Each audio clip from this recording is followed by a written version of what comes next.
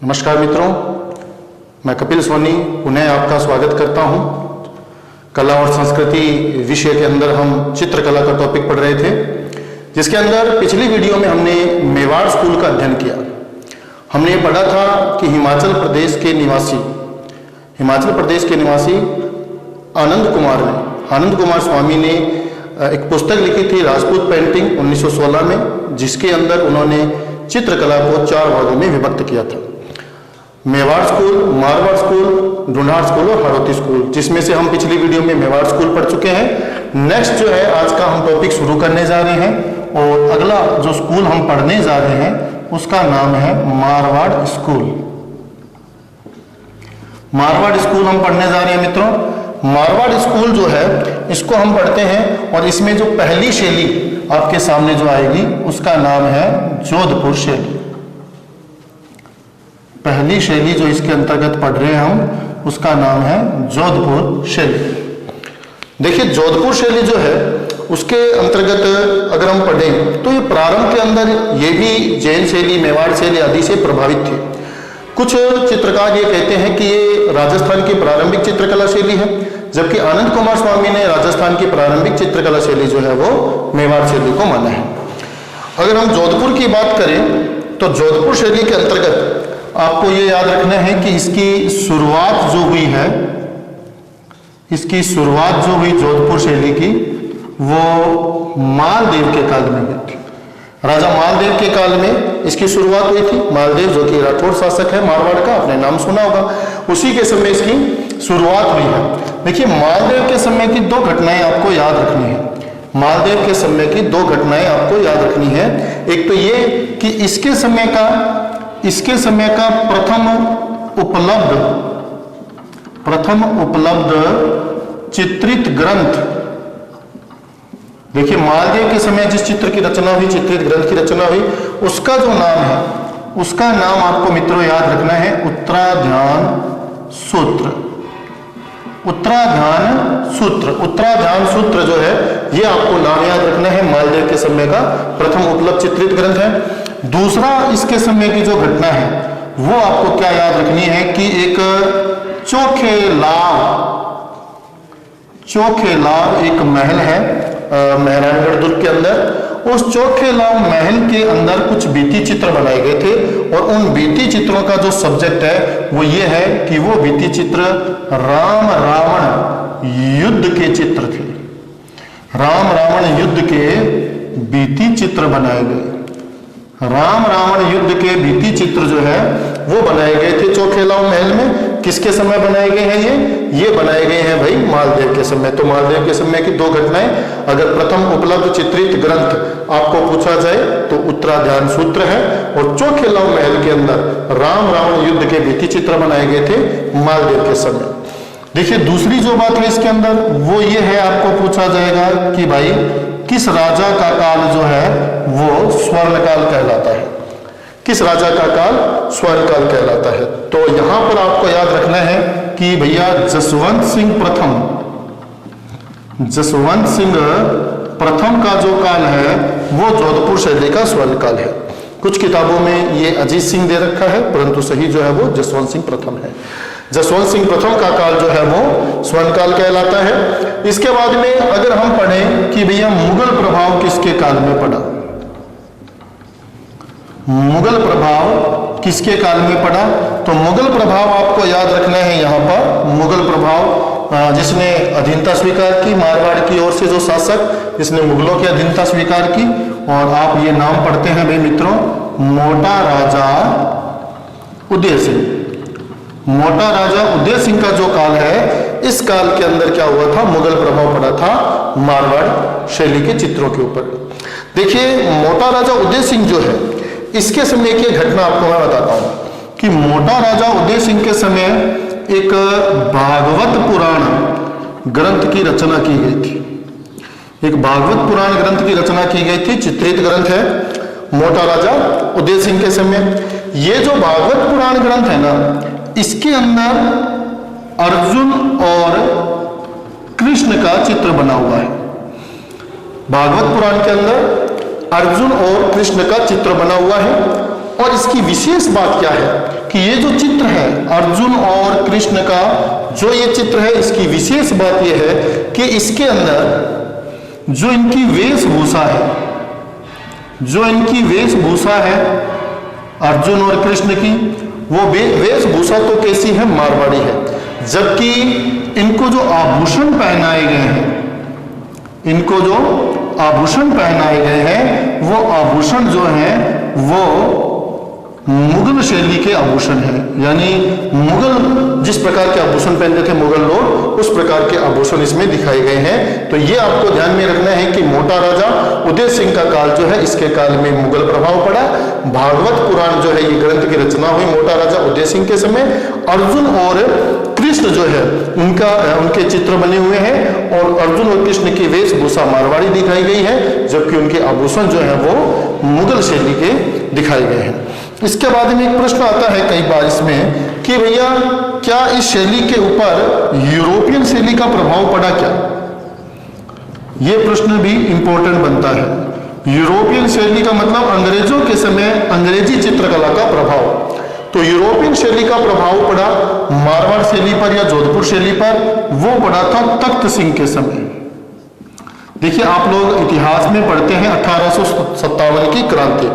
1857 की क्रांति के समय मारवाड़ या जोधपुर का जो शासक था उसका नाम क्या था? तख्त सिंह। तो इसी से आपको याद रखना है कि यूरोपियन शैली का प्रभाव जो है वो किसके काल में पड़ा है? तख्त सिंह के समय पड़ा है। ठीक है, तो ये तो हो गई जोधपुर शैली की बड़ी बड़ी चार बातें कि शुरुआत मालदेव का काल है, स्वर्णकाल जसवंत सिंह प्रथम का काल है, मुगल प्रभाव मोटा राजा उदय सिंह का काल है, और यूरोपियन शैली का जो प्रभाव पड़ा वो तख्त सिंह के काल में पड़ा। आप स्क्रीनशॉट लेना चाहें तो आप स्क्रीनशॉट ले सकते हैं इसका।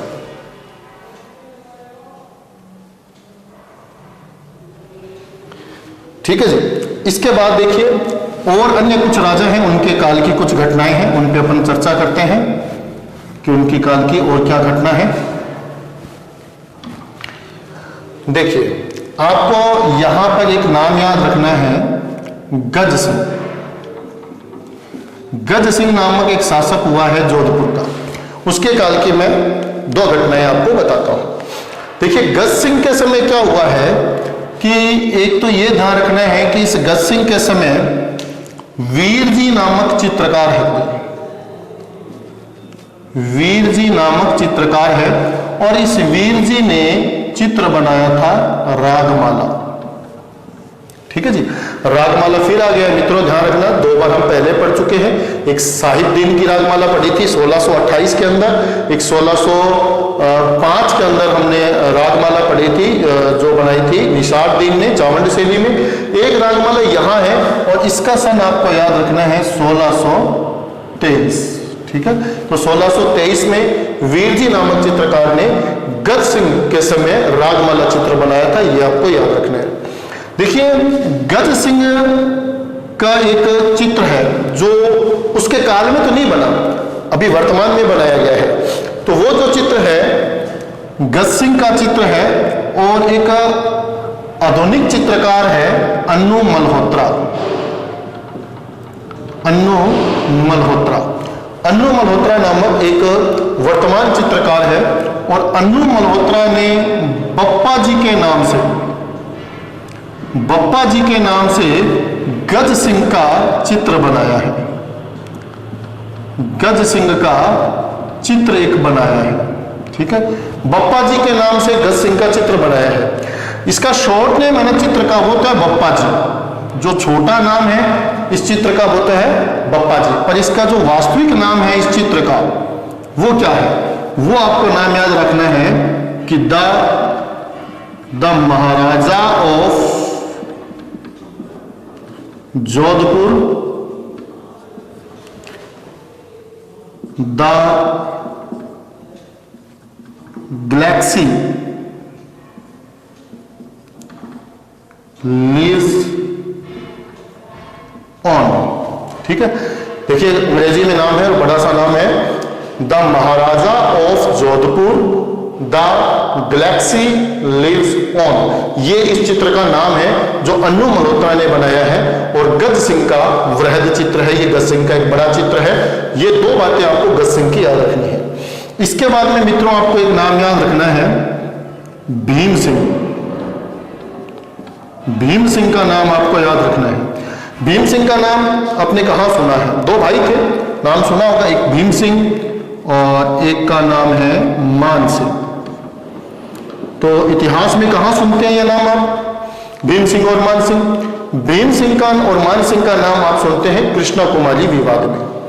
कृष्णा कुमारी विवाद आपने सुना होगा, उस कृष्णा कुमारी विवाद के अंदर ये दो नाम सुनते हैं हम, भीम सिंह और मान सिंह। इसके अतिरिक्त जब आप संत संप्रदाय टॉपिक पढ़ेंगे तो इसमें आप पढ़ेंगे कि एक संप्रदाय है जिसका नाम है नाथ संप्रदाय, और उस नाथ संप्रदाय की मुख्य पीठ राजस्थान के अंदर जो है वो जोधपुर में है, और जोधपुर के अंदर एक महामंदिर है, महामंदिर जो है वो नाथ संप्रदाय की प्रमुख पीठ है। तो उस महामंदिर का जो निर्माण करवाया या नाथों की पीठ स्थापित करने में जो सहयोग किया, वो सहयोग किसने किया था? मान सिंह ने। तो दो बातें आपको याद रखनी है भीम सिंह और मान सिंह की, कि भीम सिंह के समय का एक चित्र है जिसका नाम है दशहरा दरबार। भीम सिंह के समय का एक चित्र है जिसका नाम क्या है? दशहरा दरबार। जबकि मान सिंह के समय की आप बात करें तो दो बातें यहां पर आपको याद रखनी है। एक तो मान सिंह के एक समय की घटना यह है कि इसके समय नाथ संप्रदाय का प्रभाव पड़ा, नाथ संप्रदाय का प्रभाव पड़ा।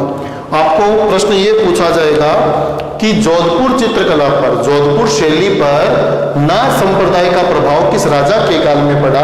तो आपको बताना है मान सिंह के काल में, क्योंकि मान सिंह के काल के अंदर नाथों के चित्र बनने शुरू हो गए थे। इसके बाद दूसरा अगर हम बात करें तो दूसरा यहां पर यह है कि इसके समय एक चित्रकार है जिसका नाम है शिवदास। मान सिंह के समय का एक चित्रकार है जिसका नाम क्या है? शिवदास। और शिवदास जो है इसने अपने एक चित्र में हुक्का पीते महिला को दर्शाया है, हुक्का पीते महिला का चित्र।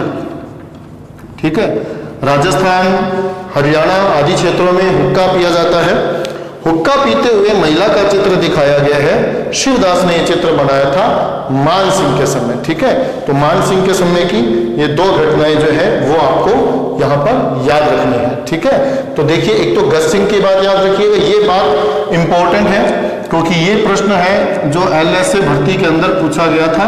ठीक है, तो ध्यान रखना है वीर जी का ये चित्र, वीर जी ने बनाया है रागमाला चित्र। अन्नू मल्होत्रा ने बप्पा जी के नाम से गज सिंह का चित्र बनाया था जिसका बड़ा नाम या पूरा नाम क्या है? The Maharaja of Jodhpur, the galaxy lives on. Bhim Singh Dussehra Darbar चित्र बना इसके समय। मान सिंह नाथ संप्रदाय का प्रभाव पड़ा इसके समय, और शिवदास ने हुक्का पीते महिला का चित्र बनाया था। ये सारी बातें आपको याद रखनी है, जोधपुर शैली से रिलेटेड है। आप स्क्रीनशॉट लेना चाहें तो ले सकते हैं।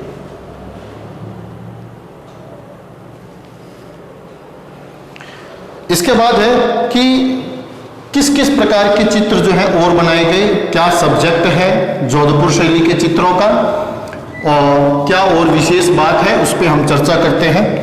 देखिए जोधपुर शैली के जो प्रमुख चित्र हैं, जोधपुर शैली के प्रमुख चित्र हैं, या यूं कहें हम कि आधार ग्रंथ, यानी किन ग्रंथों को अपना आधार बनाकर चित्र बनाए गए।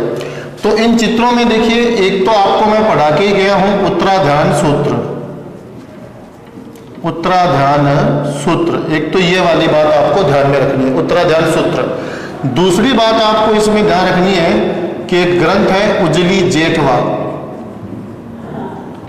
ये ग्रंथ है और इन ग्रंथों को आधार बनाकर चित्र बनाए गए हैं उजली जेठवा। एक आपको याद रखना है नाथ चरित्र,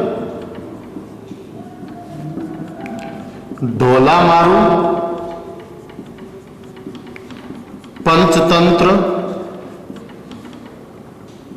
ये कुछ ग्रंथ हैं जिनको आधार बनाया गया। इसके अतिरिक्त आप देखिएगा वात्सायन का कामसूत्र, वात्सायन का कामसूत्र, दुर्गा सप्तशती, दुर्गा सप्तशती, भागवत पुराण, भागवत पुराण, और वही कवि केशव की रसिक प्रिया। और एक आपको याद रखना है वैली किशन रुक्मिणी, वैली किशन रुक्मिणी, पृथ्वीराज राठौड़ का ग्रंथ है वैली किशन रुक्मिणी। तो इस तरीके से आपको इन ग्रंथों को याद रखना है। इन ग्रंथों को आधार बना करके चित्र बनाए गए हैं मारवाड़ शैली के अंतर्गत, वो आपको ध्यान में रखना है। तो प्रमुख चित्रों में देखिए, दोबारा एक बार मैं रिपीट कर देता हूं, उत्तराधान सूत्र, उजली जेठवा, नाथ चरित्र, ढोला मारू, पंचतंत्र, काम सूत्र, दुर्गा सप्तशती, भागवत पुराण, रसिक प्रिया और वैली किशन रुक्मिणी, ये सारे ग्रंथ जो है इनको आधार बनाया गया है जोधपुर शैली के अंदर चित्र बनाने के लिए। ठीक है, इसके बाद में अपने वही पुरानी बात एक बार फिर दोबारा करते हैं कि किस प्रकार के रंगों का प्रयोग किया गया, वृक्ष वगैरह उनकी बातें। अगर आपको पूछा जाए रंग, तो रंग आपको याद करना है जोधपुर शैली में प्रमुख रूप से पीले रंग का प्रयोग किया गया था। हालांकि इसमें लाल रंग का प्रयोग भी था, पर प्रमुख रूप से पीले रंग का। अगर बात आ जाए वृक्ष कि किस प्रकार के वृक्षों का चित्र बनता है, तो आम का जो वृक्ष है, आम का जो वृक्ष है वो ज्यादातर जोधपुर शैली के चित्रों में दिखाया गया है। इसके अतिरिक्त चूंकि पश्चिमी राजस्थान की हम बात कर रहे हैं, तो कंटीली झाड़ियां जो है वो भी इसमें दिखाई गई हैं। तो कंटीली झाड़ियां और आम के जो वृक्ष है वो इसमें दिखाए गए हैं। इसके बाद में आपको याद रखना है यहाँ पर कि पशु पक्षी कौन से हैं। अगर पशु पक्षियों की बात आ जाए तो देखिए, मारवाड़ जोधपुर रेगिस्तान, और रेगिस्तान के अंदर किसका चित्र मिलेगा आपको, ऊंट का। उसके अतिरिक्त स्वान के चित्र बने हुए हैं, अर्थात कुत्तों के चित्र बने हुए हैं। इसके अतिरिक्त अश्व है, घोड़ों के चित्र हैं, घोड़ों के चित्र मिल जाएंगे, इसमें घोड़े मिल जाएंगे। इसके अतिरिक्त यहाँ पर मोर का चित्र मिल जाएगा, मोर के चित्र मिल जाएंगे। और विशेष रूप से आपको याद रखना है कि कौवा और गिद्ध, कौवा और गिद्ध के चित्र भी पाए गए हैं। पक्षियों में 3 पक्षी और 3 पशु हैं। पशु हैं ऊंट, स्वान, घोड़े। पक्षी है मोर, कौवा, गिद्ध। ये विशेषता किसकी है पूछा जाए तो जोधपुर शैली की। और फिर वही है नायिका की आंखें, महिलाओं की आंखें कैसे दिखाई गई हैं, तो महिलाओं की जो आंखें हैं वो आपको याद रखनी है, इसमें बादाम जैसी, बादाम जैसी मित्रों, बादाम जैसी आंखें। ठीक है, तो बादाम जैसी आंखें अब कैसी होती है देखिए, मुझे नहीं पता, पर बादाम जैसी आंखें जो है वो दिखाई गई हैं जोधपुर शैली के अंदर। ये चित्रकार जो है, आधुनिक चित्रकार, वो इस चीज का अनुमान लगाते हैं। ठीक है, इसके बाद में हम पढ़ेंगे कि भाई इसके प्रमुख चित्रकार कौन कौन हैं, कुछ चित्रकारों के नाम। ठीक है, तो चित्रकारों के नाम जो है देखिए, विभिन्न प्रकार की शैलियों में विभिन्न प्रकार के चित्रकार हुए, सबके नाम आपको याद रखने हैं। इसमें देखिएगा, आपको याद रखना है कि बिशनदास भाटी, शिवदास भाटी, इसमें आएगा एक नारायण दास भाटी, कालू, छज्जू, इस तरीके के नाम मिलेंगे आपको। तो ये नाम आपको अगर पूछा जाए, बिशनदास, शिवदास, नारायण दास भाटी, कालू, छज्जू, तो ये नाम आपको किस में पढ़ने हैं, सारे जोधपुर शैली के अंतर्गत पढ़ने हैं। ठीक है, तो ये अपनी बात थी छोटी सी एक जोधपुर शैली की। नेक्स्ट शैली की ओर चलते हैं, अपने मारवाड़ स्कूल पढ़ रहे हैं, तो नेक्स्ट जो शैली है उसका नाम है किशनगढ़ शैली, उसकी बात करते हैं। ठीक है मित्रों, अगली जो शैली है, दूसरी शैली, उसका नाम क्या है, किशनगढ़ शैली, किशनगढ़ शैली। ठीक है, किशनगढ़ शैली जो है इसकी हम बात करते हैं। देखिए, किशनगढ़ शैली राजस्थान की ही नहीं अपितु पूरे भारत की प्रमुख जो सर्वोत्तम चित्रकला शैलियां हैं उनमें से एक है। दोबारा बोल रहा हूं, राजस्थान की नहीं, पूरे भारत की जितनी सर्वोत्तम चित्रकला शैलियां हैं उनमें से एक है, और राजस्थान की सबसे उत्तम चित्रकला शैली है। ठीक है, ये जो शैली है, सर्वोत्तम चित्रकला शैली है, राजस्थान की सर्वोत्तम चित्रकला शैली है ये राजस्थान की किशनगढ़ शैली। और दूसरी बात जो है, इसको कहा जाता है, इसका एक है कि इसको प्रसिद्धि दिलाने का जो श्रेय जाता है,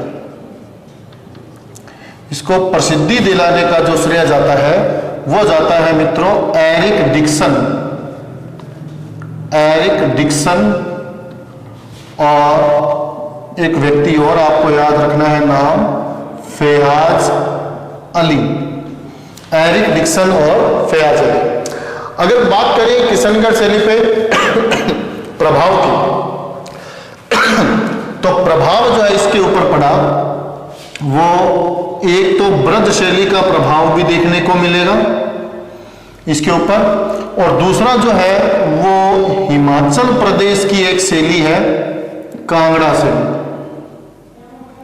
हिमाचल प्रदेश की एक शैली है कांगड़ा शैली, उसका प्रभाव भी देखने को मिलता है किशनगढ़ शैली के ऊपर। इसको प्रसिद्धि दिलाने का श्रेय किसको जाता है? एरिक डिक्सन और फयाज अली को जाता है।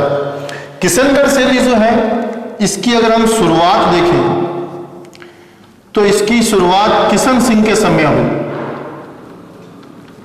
किशन सिंह राठौड़ के समय। कौन है किशन सिंह राठौड़? तो किशन सिंह राठौड़ मोटा राजा उदय सिंह का पुत्र है। मोटा राजा उदय सिंह जो जोधपुर का शासक, उसका पुत्र है मोटा राजा उदय सिंह का किशन सिंह राठौड़। इसके समय इसी ने ये किशनगढ़ रियासत बसाई थी, तो इसी के समय इसकी शुरुआत हुई है। परंतु अगर हम देखें स्वर्णकाल, तो इसका जो स्वर्णकाल हुआ है वो स्वर्णकाल किस राजा का काल हुआ है भैया? सावंत सिंह का। किसका काल हुआ है? सावंत सिंह का। देखिए सावंत सिंह नामक शासक वही है, आपने सुना होगा और बड़े अच्छे से सभी बच्चों को पता भी होगा कि बणी ठनी नामक चित्र बनवाया था इसने। बणी ठनी जो इसकी एक पासवान थी जिससे ये प्रेम करता था, स्वयं को भगवान कृष्ण की तरह मानता था, उसको राधा की तरह मानता था। परंतु बाद में सावंत सिंह ने वल्लभ संप्रदाय स्वीकार कर लिया, राजपाट छोड़ करके वृंदावन चला गया और वृंदावन जाकर के अपना नाम बदल दिया और नाम इसने रख लिया था अपना नागरीदास। नाम रख लिया था मित्रों नागरीदास। तो स्वर्णकाल किसका है? सावंत सिंह का। सावंत सिंह का ही और अन्य नाम क्या है? नागरीदास। ये हम पढ़ रहे हैं किशनगढ़ शैली में। अगर हम बात करें इस शैली के प्रमुख चित्रों की, ठीक है, तो प्रमुख चित्र कौन कौन से हैं इस पे अपन चर्चा करते हैं। देखिए ये तो भली भांति आपको पता है कि बणी ठनी का चित्र बना हुआ है, और बणी ठनी का चित्र बना हुआ है तो ये चित्रकला जो है ये नारी चित्रण के लिए ही विशेष है। नारी के श्रृंगारमय जो वर्णन है, श्रृंगारमय वर्णन, उसके चित्र बनाए जाते हैं। प्रमुख चित्रों में सबसे इंपॉर्टेंट जो चित्र है इसका वो है बणी ठनी। सबसे इंपॉर्टेंट जो चित्र है उसका नाम क्या है? बणी ठनी चित्र है जो सबसे महत्वपूर्ण है इसके अंदर। बणी ठनी किसने बनाया था? मोरध्वज निहाल चंद ने।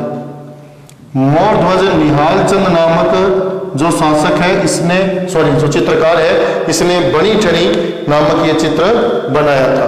तो बणी ठनी का जो चित्र है ये मोरध्वज निहाल चंद के द्वारा बनाया हुआ है। बणी ठनी जो चित्र है इस चित्र को एक उपाधि दी गई है कि इसे भारत की मोनालिसा कहा जाता है। इसे भारत की मोनालिसा कहा जाता है। किसे कहा जाता है? बणी ठनी को। तो भारत की मोनालिसा इसे कहा किसने है? भारत की मोनालिसा इसको कहा है एरिक डिक्सन ने। भारत की मोनालिसा किसने कहा है? एरिक डिक्सन ने। एरिक डिक्सन जो है उसी ने इसे भारत की मोनालिसा कहा है, ये आपको याद रखना है। भारत की मोनालिसा एरिक डिक्सन ने कहा। मोनालिसा जो चित्र है, मोनालिसा जो चित्र है ये विश्व प्रसिद्ध यूरोपियन चित्र है। लियोनार्डो दा विंसी का ये चित्र है। Leonardo da Vinci, Leonardo da Vinci का ये चित्र है मोनालिसा। और इस चित्र से तुलना की थी एरिक डिक्सन, वही एरिक डिक्सन जिसने फयाज अली के साथ मिलकर किशनगढ़ शैली को प्रसिद्धि दिलाई है। ठीक है जी। इसके बाद में आपको याद रखना है कि 1973 के अंदर 1973 में इस चित्र के ऊपर, इस बणी ठनी के चित्र पर 20 पैसे का डाक टिकट जारी किया गया था। 20 पैसे का डाक टिकट जारी किया गया था बनी ठनी के चित्र के ऊपर, ये भी आपको याद रखना है। दूसरा जो इसका प्रसिद्ध चित्र है उसका नाम है चांदनी रात में संगीत संगोष्ठी। चांदनी रात में संगीत संगोष्ठी, चांदनी रात में संगीत संगोष्ठी। ये जो चित्र है मित्रों, ये किसने बनाया था? तो इस चित्रकार का नाम है अमरचंद। अमरचंद नामक एक चित्रकार है और उसने ये चित्र बनाया था चांदनी रात में संगीत संगोष्ठी। ठीक है, इसके अतिरिक्त 2 ही चित्र हैं जिन पे देखिए आज तक प्रश्न पूछा गया है। अगर आपको किशनगढ़ शैली में से एग्जामिनर प्रश्न पूछेगा तो केवल 2 पे ही पूछेगा, एक बनी ठनी पर और दूसरा चांदनी रात में संगीत संगोष्ठी पर। परंतु चूंकि ये मोर ध्वज निहाल चंद ये इस शैली का प्रमुख चित्रकार है, तो इससे आपको 2 और चित्र मैं आपको बता रहा हूं जो मोर ध्वज निहाल चंद के 2 चित्र और हैं। एक चित्र का नाम तो है दीपावली, दीपावली नामक चित्र बनाया इसने, और दूसरा आपको याद रखना है चित्र का नाम है सांझी लीला। ठीक है, दूसरे चित्र का जो नाम है वो क्या नाम है? सांझी लीला। देखिए सांझी लीला में भगवान कृष्ण और राधा का ये चित्र है। इस चित्र के अंदर भगवान कृष्ण को राधा के वेशभूषा धारण किए हुए और राधा को भगवान कृष्ण की वेशभूषा धारण किए हुए इसमें दिखाया गया है। तो सांझी लीला चित्र मोर ध्वज निहाल चंद का है, दीपावली चित्र भी मोर ध्वज निहाल चंद का। तो मूल रूप से इन 2 चित्रों पे ये बात की जाती है। इससे आगे की हम बात करें तो देखिएगा किशनगढ़ शैली जो है इसके अंदर अगर आपको पूछा जाए प्रमुख रंग कि रंग कौन सा है, देखिए चूंकि एक प्रेममयी चित्र शैली है और प्रेम का वर्णन इसमें दिखाया गया है, बनी ठनी और सामंत सिंह का प्रेम जो दर्शाया गया है, तो रंग भी इसमें प्रेममयी रंग है। और प्रेमियों का जो रंग है वो कैसा रंग होता है भाई? गुलाबी और तो गुलाबी और सफेद रंग इसका प्रमुख रंग है। प्रेम प्रतीक रंग है, प्रेम प्रतीक रंग है।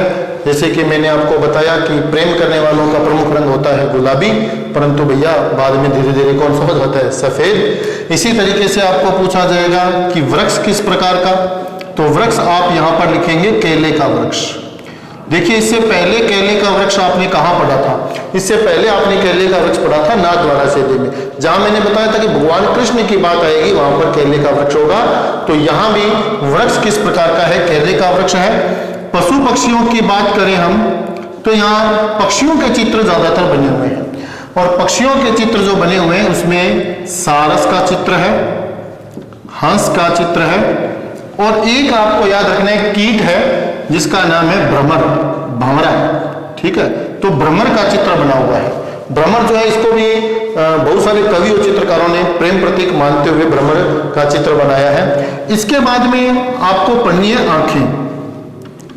आंखें, आंखों की बात करें हम तो यहाँ पर 2 प्रकार की संज्ञा दी गई है किशनगढ़ शैली की नायिकाओं की आंखों को। एक तो कहा गया है कि कमल की पंखुड़ियों के समान आंखें, कमल की पंखुड़ियों के समान आंखें हैं। और दूसरा जो इसमें बताया गया है वो है एक पक्षी होता है जिसका नाम है खंजन। ठीक है, तो खंजन पक्षी जैसी आंखें, खंजन पक्षी जैसी आंखें या कमल की पंखुड़ियों के समान आंखें, ये विशेषता किसकी है? किशनगढ़ शैली की है। परंतु भैया हम भारत की सर्वोत्तम चित्रकला शैली पढ़ रहे हैं और भारत की सर्वोत्तम चित्रकला शैली में केवल नायिका की आंखों से काम नहीं चलेगा। क्यों? क्योंकि किसी परीक्षा में ये पूछा गया है कि एक किसी नायिका का चित्रण किया गया है, उसके सौंदर्य का चित्रण किया गया है और ये पूछा गया है कि ये किस शैली की नायिका का चित्र है। तो इसमें आपको मैं पूरी वो बातें लिखा रहा हूं जो बनी ठनी के सौंदर्य का वर्णन है, वो पूरा मैं वर्णन आपको लिखा रहा हूं और उसी वर्णन में से ही प्रश्न कई बार पूछ लिया जाता है। ठीक है, तो इसमें आपको क्या पढ़ना है देखिएगा। सबसे पहले बात करें हम बालों की तो इसमें लंबे बाल दिखाए गए हैं, लंबे बाल या यूं कह सकते हैं लंबी वेणी। वेणी का मतलब होता है चोटी। ठीक है, तो लंबी वेणी दिखाई गई है इसके अंदर। इसके अंदर भैया दोहरी चिबुक दिखाई गई है, दोहरी चिबुक। दोहरी चिबुक, चिबुक का मतलब होता है ठोडी। ठीक है, दोहरी चिबुक दिखाई गई है। इसमें चमेली की पंखुड़ियों के समान, चमेली की पंखुड़ियों, चमेली पुष्प होता है, चमेली की पंखुड़ियों के समान अधर, चमेली की पंखुड़ियों के समान अधर, अधर मतलब होठ, ठीक है। इसके बाद में आपको याद रखना है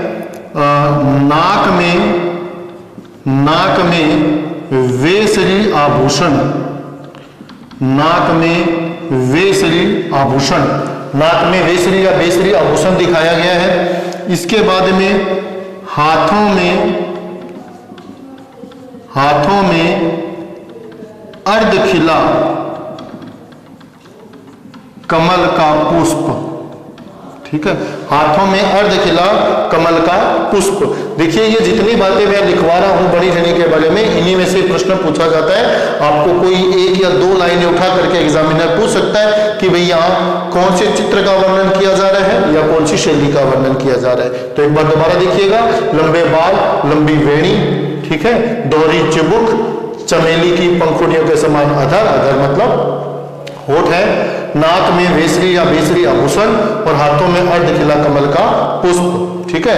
ये विशेषता रही है बड़ी ठनी की। इसके बाद में एक प्रश्न अभी पिछले 2016 की सेकंड ग्रेड में शायद आया था, उसके अंदर चित्रकार का नाम पूछा गया था, ठीक है। तो चित्रकारों का वर्णन मैं लिख रहा हूं, या चित्रकार कौन कौन से हैं। देखिए दो चित्रकार तो आपने नाम पढ़ ही लिए हैं, एक तो आपने पढ़ा निहाल चंद, ठीक है, एक आपने नाम पढ़ा है अमरचंद,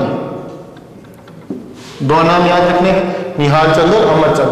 अब इस अमरचंद से मैं दो नाम और बनाऊंगा, अमरचंद, एक आप पढ़ेंगे अमीर चंद और एक आप पढ़ेंगे अमरू, ठीक है, तीन नाम याद रखने हैं, अमरचंद, अमीर चंद, अमरू।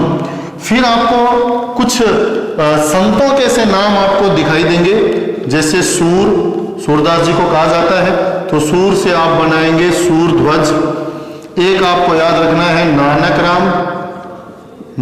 राम, एक आपको याद रखने हैं दन्ना से भी आप याद कर सकते हैं। एक आपको याद रखना है तुलसीदास। ये चित्रकार दिखा रहा हूं मैं, आपको ध्यान रखना, किशनगढ़ से लिखे।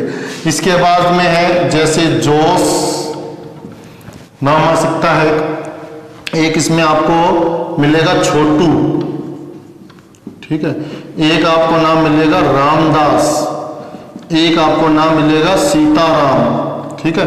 इतने सारे नाम आ जाए तो ये सारे नाम आपको ध्यान रखने हैं कौन से किस शैली के चित्रकार हैं। ये किशनगढ़ शैली के चित्रकारों की बात की जा रही है, ठीक है। तो ये आपकी सबसे सर्वोत्तम चित्रकला शैली किशनगढ़ शैली, इसकी बात हमने की।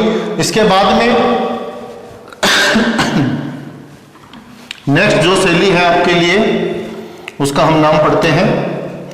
तीसरी शैली आ रही है मारवाड़ स्कूल के अंदर, जिसका नाम है बीकानेर शैली। मारवाड़ की तीसरी चित्रकला शैली जिसका नाम है बीकानेर शैली। देखिए बीकानेर शैली पर आपको याद रखना है कि पंजाबी शैली का प्रभाव था, पंजाबी शैली का प्रभाव था और दक्षिण शैली का प्रभाव था, दक्षिणी भारत की शैली का, और मुगल शैली का प्रभाव तो था ही पहले से। क्यों है मुगल शैली का प्रभाव, अभी आपको पता चलेगा। क्योंकि बीकानेर शैली की शुरुआत जो हुई है वो शुरुआत आपको याद रखनी है मित्रों, राय सिंह के काल में हुई थी। राय सिंह किसका बेटा है, कल्याणमल का। राय सिंह जो कल्याणमल का बेटा है, राय सिंह जो अकबर का एक सेनापति कह सकते हैं, राय सिंह जिसने दुर्ग बनाया बीकानेर का, जूनागढ़ दुर्ग बनाया था, उसी राय सिंह के समय इसकी शुरुआत हुई है। पंजाबी शैली का प्रभाव कैसे पड़ा अभी देखते हैं। देखिए राय सिंह के समय की दो घटनाएं आपको याद रखनी है। राय सिंह के समय की पहली घटना तो है भागवत पुराण। ध्यान रखना, हम जोधपुर शैली में भी पढ़ के आए थे भागवत पुराण, ठीक है। भागवत पुराण ग्रंथ की रचना हुई थी और ये प्रश्न जो है ये सेकंड ग्रेड भर्ती में पूछा जा चुका है कि बीकानेर शैली का प्रथम उपलब्ध चित्रित ग्रंथ किस राजा के काल में रचा गया था? तो राजा कौन सा? राय सिंह। यानी राय सिंह के काल का पहला चित्रित ग्रंथ है बीकानेर शैली का भागवत पुराण। दूसरा आपको क्या याद रखना है कि राय सिंह के समय उस्ता कला लाहौर से लाई गई बीकानेर, लाहौर से बीकानेर लाई गई। उस्ता कला क्या होता है? उस्ता कला क्या होता है मित्रों? पढ़ा होगा आपने, ऊंट की खाल पर चित्रकारी, सोने चांदी के रंगों से चित्रकारी। तो ऊंट की खाल पर ऊंट जिंदा या मरा हुआ? जिंदा नहीं, मरा हुआ। मरे ऊंट की खाल से कुछ वस्तुएं बनाई जाती हैं और उनके ऊपर सोने चांदी के रंगों का प्रयोग करते हुए नक्काशी की जाती है या चित्रकारी की जाती है, उसको उस्ता कला कहते हैं। और ये कला लाहौर से बीकानेर लाई गई थी, ध्यान रखना है। और लाहौर जो है वो कहां था उस समय? लाहौर कहां था? ना पाकिस्तान में नहीं, पाकिस्तान में तब है। लाहौर उस समय कहां था भैया? पंजाब में। कहां था? पंजाब, जो आज वर्तमान पाकिस्तान का पंजाब है, ठीक है। तो पंजाब में लाहौर जो है पंजाब का हिस्सा था और लाहौर से ये शैली बीकानेर लाई गई। इसीलिए इस शैली पर किसका प्रभाव पड़ता है? पंजाबी शैली का, ठीक है। एक बार हम थोड़ा उस्ता कला की और बात कर लेते हैं। 2-3 बातें मैं उस्ता कला की आपको एक बार बता देता हूं, क्योंकि यहीं पर ये थोड़ा क्लियर हो जाएगी बातें। देखिए, उस्ता कला की अगर हम बात करें तो ये कला राय सिंह के समय लाई गई थी। राय सिंह के समय इसके जो चित्रकार हैं, जैसे अली रजा, हसन रजा, हमीद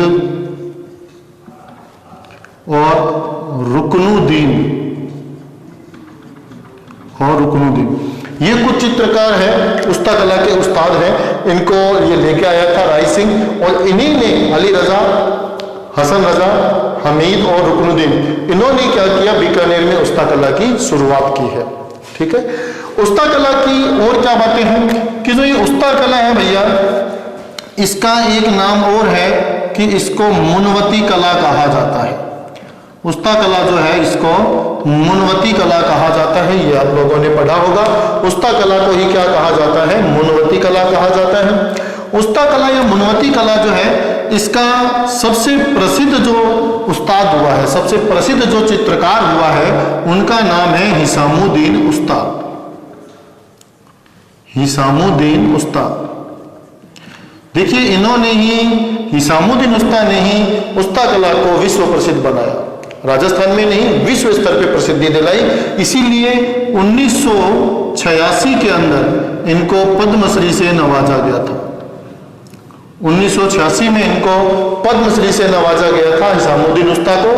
ये बीकानेर के अंदर एक सुना होगा आपने, लूणकरणसर तहसील, लूणकरणसर नाम सुना होगा बीकानेर के अंदर।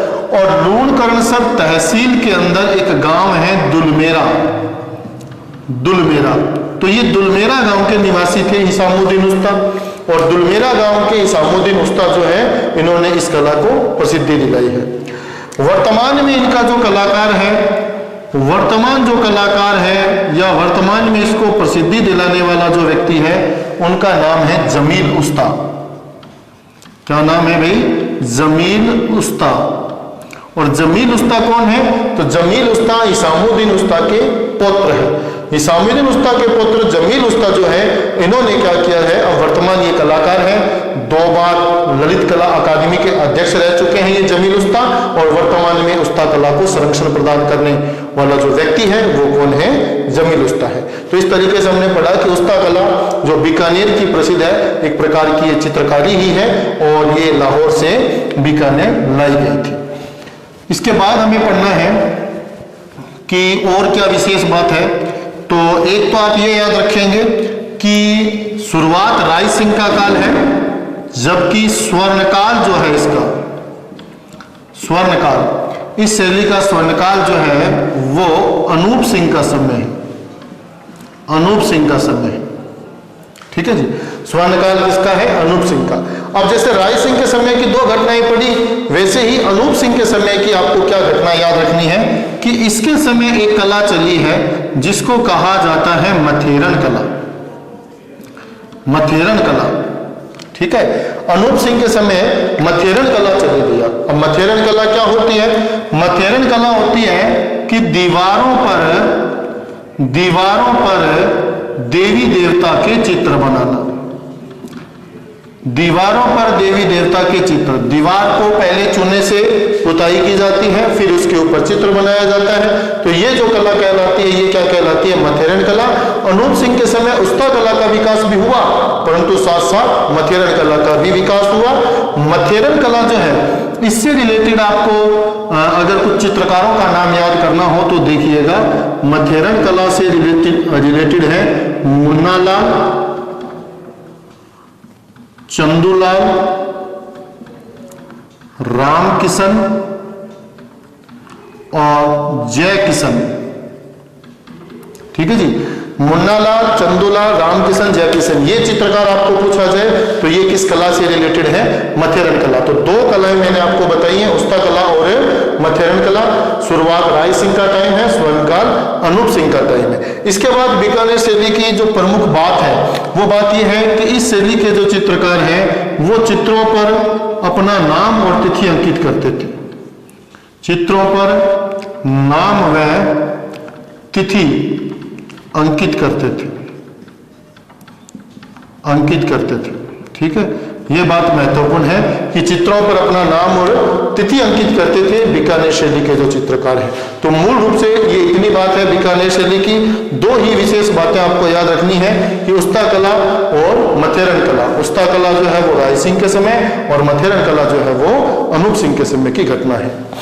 ठीक है, इसके बाद में नेक्स्ट शैली हम पढ़ेंगे, इसमें आपको कुछ भी रंग वगैरह वो पढ़ने की जरूरत नहीं है। नेक्स्ट जो शैली है, कितने पढ़ गए हैं भैया? हम जोधपुर शैली पढ़ लिया है, इसके अंदर हमने किशनगढ़ शैली पढ़ा, बीकानेर शैली पढ़ चुके हैं मारवाड़ स्कूल में। नेक्स्ट आपको पढ़नी है इसके अंदर जैसलमेर शैली। जैसलमेर शैली, देखिए जैसलमेर शैली की एक ही बात आपको याद रखनी है कि ये राजस्थान की एकमात्र ऐसी चित्रकला शैली है जिस पर किसी भी अन्य शैली का कोई प्रभाव नहीं पड़ा। इसका अपने खुद का स्वतंत्र अस्तित्व है, इसके खुद का स्वतंत्र अस्तित्व है, इसके ऊपर किसी का कोई प्रभाव नहीं पड़ा।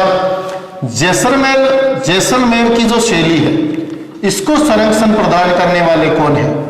इसको संरक्षण प्रदान करने वाले जो हैं उनका आप नाम देखिएगा, हर राय भाटी, अखे सिंह भाटी और एक शासक हुए हैं जैसलमेर के मूलराज भाटी। तो हर राय भाटी, अखे सिंह भाटी और मूलराज भाटी, 3 नाम आपको याद रखने हैं जिन्होंने इसको संरक्षण प्रदान किया था जैसलमेर की चित्रकला शैली को। इसका अपना स्वतंत्र अस्तित्व है, इस पर किसी भी अन्य शैली का कोई प्रभाव नहीं पड़ा है।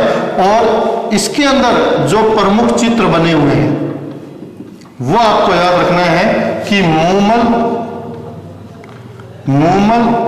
और महेंद्र के चित्र बने हुए हैं। मूमल और महेंद्र के चित्र बने हुए हैं। कौन है मूमल और कौन है महेंद्र? मूमल, इसके बारे में आपने सुना होगा कि ये लोद्रवा की राजकुमारी थी। लोद्रवा जैसलमेर लोद्रवा की राजकुमारी थी और महेंद्र जो है ये भैया मूमल का प्रेमी था। तो प्रेमी प्रेमिका दोनों के चित्र, मूमल और महेंद्र के चित्र बने हुए हैं जैसलमेर शैली में। ये 3 ही बिंदु आपको याद रखने हैं कि इसका खुद का स्वतंत्र अस्तित्व था। हर राय भाटी, अखे सिंह भाटी और मूलराज भाटी ने इसको संरक्षण प्रदान किया। और प्रमुख चित्रों में आपको याद रखना है मूमल और महेंद्र के चित्र। बस 3 ही बातें आपको जैसलमेर शैली में याद रखनी है। इसके बाद हम बात करेंगे नेक्स्ट जो है उसका वो जो शैली है वो है नागौर शैली। नागौर शैली, देखिए नागौर शैली की अगर बात आती है तो नागौर शैली में आपको मूल रूप से क्या याद रखना है कि ये एक ऐसी चित्रकला शैली है जिसने क्या किया है, अपने यहाँ पर रंगीन भित्ति चित्रों को दिखाया है, परंतु वो हल्के रंग के बिल्कुल बुझे हुए रंगों का इसमें प्रयोग किया गया है। तो ये ध्यान रखिएगा, एक तो इसकी विशेष बात है कि बुझे हुए रंगों का प्रयोग।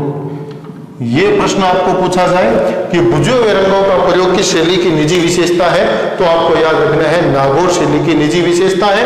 और दूसरी इसमें बात यह याद रखनी है इसमें कि इसमें एक महल बना हुआ है जिसका नाम है अमर सिंह राठौड़ महल। अमर सिंह राठौड़ महल, इस अमर सिंह राठौड़ महल में, नागौर दुर्ग में है ये ध्यान रखना, और अमर सिंह राठौड़ महल के अंदर एक ऐसा भित्ति चित्र बना है जिसमें महिलाओं को तैराकी करते दिखाया गया है। ठीक है, महिलाओं को तैराकी करते हुए दिखाया गया, ऐसा एक भित्ति चित्र बना है। और ये भित्ति चित्र कहाँ बना हुआ है? अमर सिंह राठौड़ महल में बना हुआ है। और ये नागौर शैली जो है ये किस प्रकार के चित्रों के लिए फेमस, आपको याद रखनी है, बुझे हुए रंगों का प्रयोग इसमें किया गया है। पटवारी की दृष्टि से इतनी दो बातें नागौर शैली की आपके लिए सफिशिएंट है। इसके बाद में बिल्कुल छोटी सी बात और करते हैं हम, एक अजमेर शैली। अजमेर शैली की हम बात करते हैं। ठीक है, तो अजमेर शैली मारवाड़ स्कूल का ही अंग है। ठीक है, लास्ट शैली बची है, ये मारवाड़ स्कूल की लास्ट शैली है अजमेर शैली। इसके अंदर आपको क्या याद रखना है कि जैसे इसमें बुझे हुए रंगों का प्रयोग है नागौर शैली में, तो यहां पर आपको याद रखना है सुनहरी रंगों का प्रयोग। सुनहरी रंगों का प्रयोग, ठीक है, सुनहरी रंगों का प्रयोग किया गया है।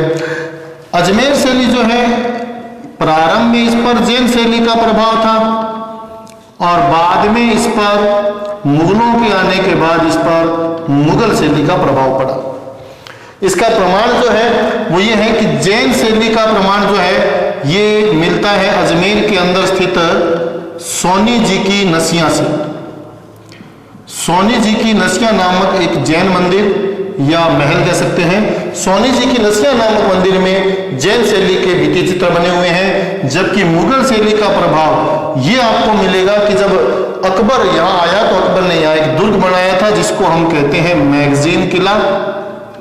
और मैगजीन किले के अंदर जो भित्ति चित्र बने हुए हैं वो किसका प्रमाण है? मुगल शैली का प्रमाण है।